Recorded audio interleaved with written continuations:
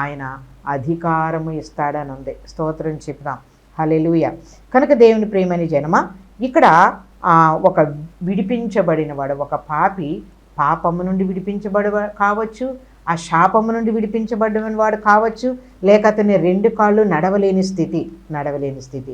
యేసు ప్రభు వారు కూడా మరి లోకానికి వచ్చినప్పుడు ఆయన ఏం చేశారంటే అనేక మంది రోగులను ఆయన స్వస్థపరిచారు. దేవునికి స్తోత్రం చెబుదాం.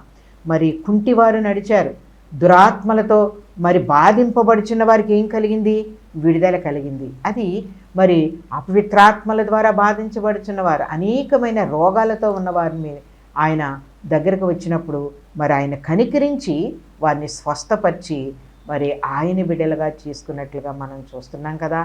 అదే విధముగా యేసు ప్రభు వారు ఎంత కృప కలిగిన వారో అదే కృప ఈ కుంటివాడైన మెఫీబోషెతు పొందుకున్నట్లుగా మనకి అర్థమవుతుంది.